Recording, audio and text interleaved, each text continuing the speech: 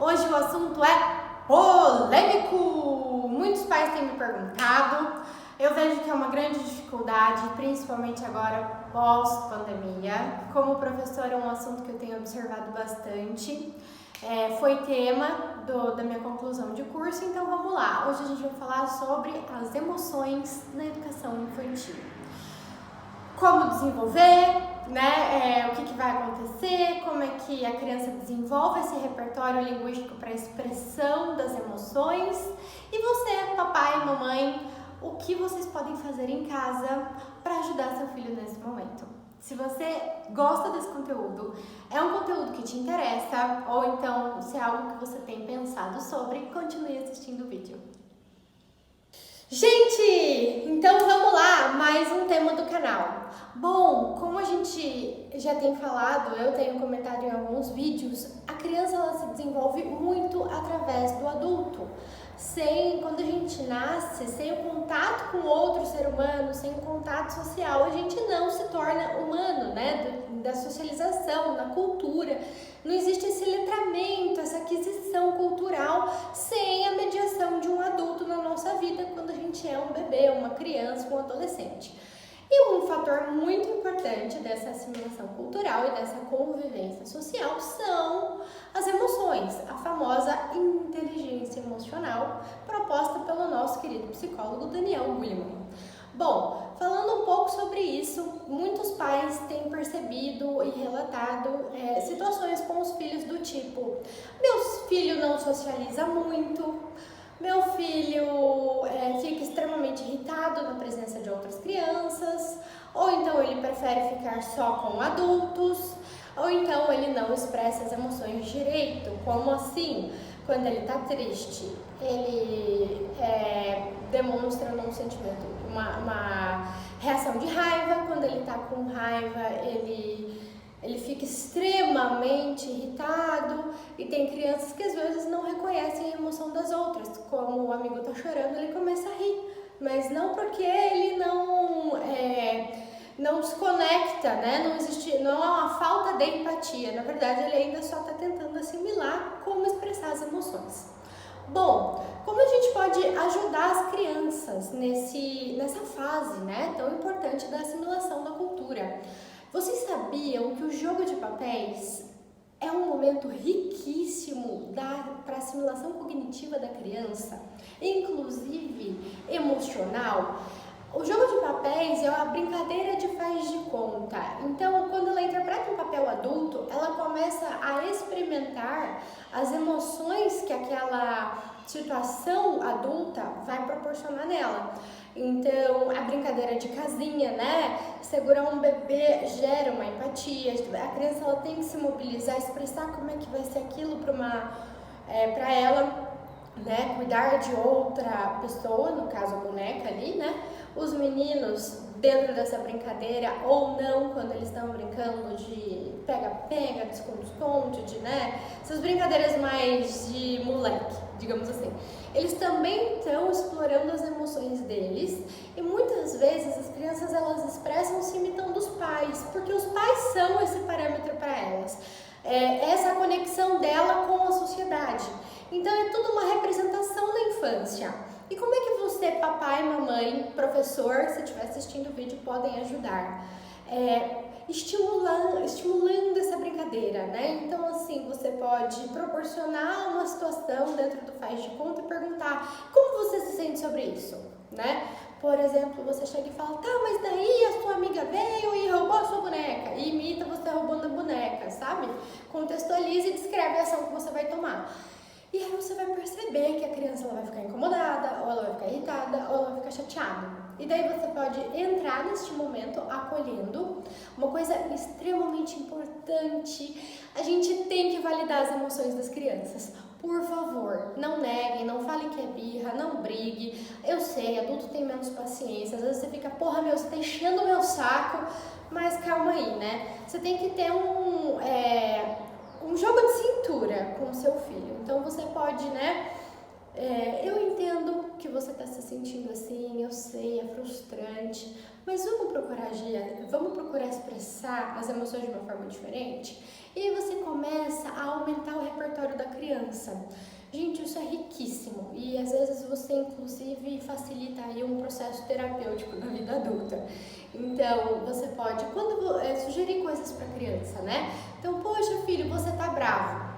Não precisa bater. Faz assim, quando você estiver muito bravo, procura um cantinho que você possa ir, que possa estar só você. Pega uma coisa assim que não vai quebrar, que não vai te machucar, né? Tipo a almofada, né? Joga a almofada no chão, grita na almofada, coisas assim para expressar sua raiva ali. A gente não pode expressar todo esse ímpeto, né, de raiva, de frustração em outra pessoa. Então, centra a tua energia para outra coisa. Na adolescência, né, você tá com muita raiva, por que você não sabe fazer um exercício físico, corre, porque geralmente você pega uma intenção, uma emoção muito grande que gerou um excesso de hormônio ali, né, e foca essa energia para ela ser descarregada num exercício físico, em outra coisa. Então é bom você ajudar o seu filho a direcionar as emoções dele. E a criança pequena, a mesma coisa. E aí, quando o seu filho tá brincando ali, né, no jogo de imitação, de brincar faz de conta, às vezes uma história, às vezes a criança tá, né, confabulando com fantasia, criando uma super, como é que eu posso falar? Uma super história para ela, né, uma contextualização muito grande, você pode trazer situações externas para isso. Como eu já disse, então, no momento de tristeza, a criança está muito chateada, tá, sabe? De partir o coração. E você, quando você estiver muito assim, muito triste, você pode procurar uma coisa que te faça um pouco melhor, né? Que geralmente é o que nós adultos aprendemos a fazer com a vida, né? Ao longo do tempo. Então, você está muito triste, filho? Por que você não pega o seu boneco, seu carrinho, sua boneca, seu bichinho de pelúcia favorito, dá um abraço bem gostoso nele, respira fundo 3 vezes e vai passar. Então você precisa ajudar, inclusive, o seu filho a descobrir o que fica melhor para ele, né? Eu tô sugerindo coisas, mas às vezes o seu filho vai ficar bem tomando um copo d'água, tipo, é muito de cada um, né, gente? E você tem que ir trazendo esse repertório, mas sempre validando o sentimento da criança. Quando a gente valida, eu não tô falando, parabéns, bonita, assim mesmo que faz, e a criança tá dando regaço na sua casa, né? Não, pelo amor de Deus. É tipo assim, filho, eu entendo que você está com raiva, mas nesse momento a gente não pode jogar os copos longe. Vamos procurar uma outra coisa para fazer para você aliviar a sua raiva? E aí depois a gente conversa sobre por que você está se sentindo assim? Isso, inclusive, vale para quando ele está com raiva de você, né? Você, como adulto, a gente entende que o adulto, na hora do estresse, vai ter uma facilidade melhor de controlar as circunstâncias, a situação. Então, espera-se que o adulto consiga focalizar e encaminhar a criança para um momento de raiva, para ela aliviar essa raiva, e depois que ele converse com a criança sobre o porquê esse sentimento foi despertado, né?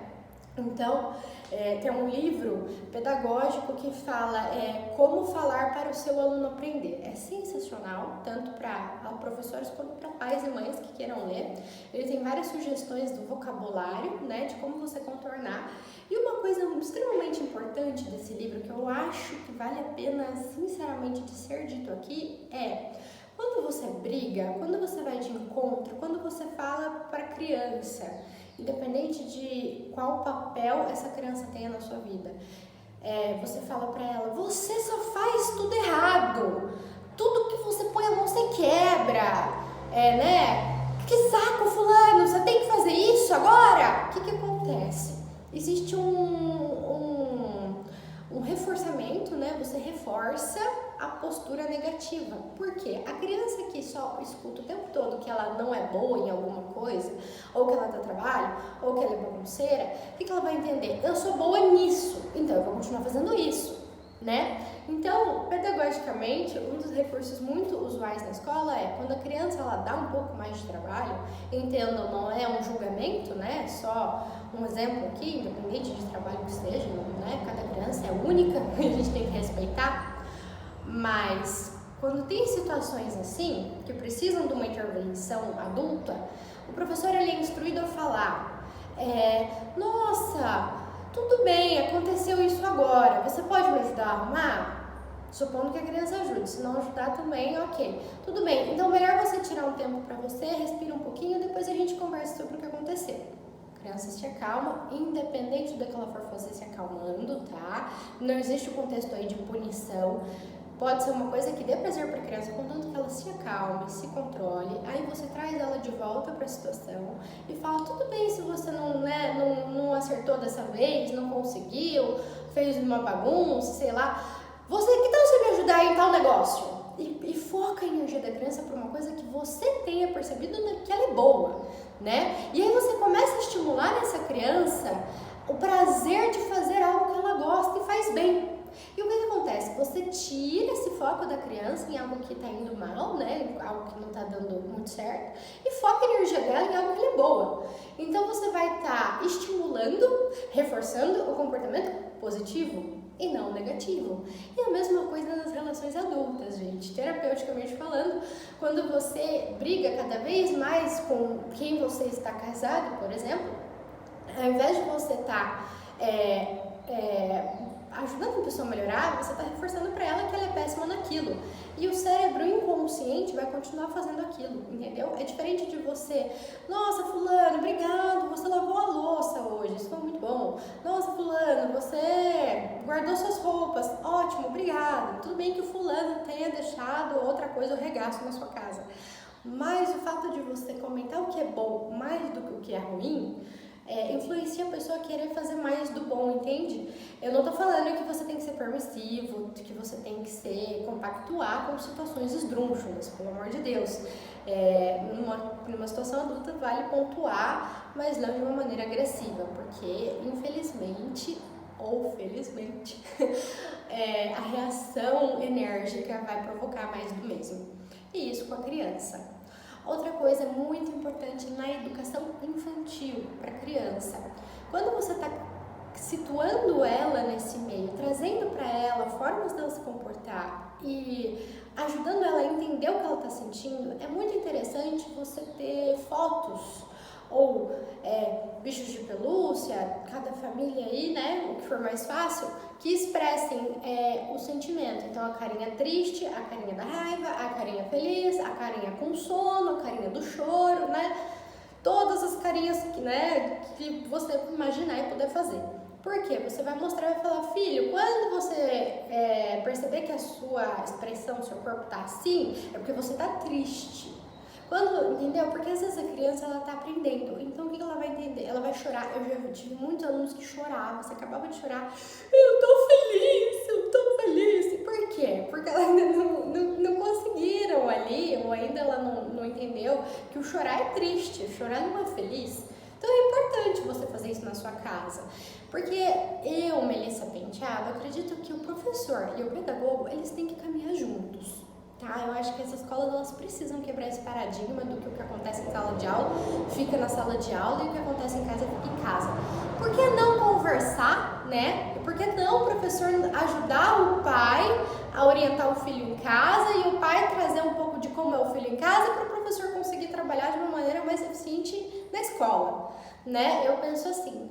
Então, quando você perceber que, né, a criança ali nos 2, 3 anos, ela começa a ter raiva, ela começa a ter tristeza, ela começa a desenvolver melhor os sentimentos, porque as emoções começam a se complexificar, né? O cognitivo está desenvolvendo, as emoções também acompanham esse desenvolvimento. Então, é bom que você consiga orientar o seu filho. É bom que você consiga introduzir ele em situações adversas, justamente para estimular as emoções e o comportamento dele. Tem crianças que preferem muito ficar com adultos. Está tudo bem, não se desespere, não ache que seu filho é problemático, pelo amor de Deus, está tudo bem. O que acontece? As crianças, elas se sentem seguras com os adultos, porque outras crianças têm a mesma idade, então significa se relacionar de igual para igual, e o igual ela ainda não conhece, a referência dela é os pais. Então é uma transição, em alguns casos, mais demorado. E é legal você ir brincar junto dela e outras crianças, para você mostrar que tá tudo bem, né? E que você tá ali, inclusive, para ajudar ela a lidar com essas situações. As crianças que não reconhecem as emoções, elas ainda elas não conseguiram estabelecer, na maioria das vezes, raro casos específicos e persistentes, ok? Que aí é legal uma intervenção terapêutica, mas no começo da infância ali, algumas crianças realmente ainda estão desenvolvendo esse parâmetro do nossa, meu colega está chorando, eu tenho que ir lá ajudar, eu não vou rir, porque eles também estão testando os próprios limites. Tá bom? E espero que esse vídeo tenha sido um super conselho, tenha ajudado muito vocês. E qualquer dúvida que vocês tenham, tem o WhatsApp do Centro Árvore da Vida e tem o e-mail. Fiquem à vontade para me procurar. Um super beijo e até o próximo vídeo.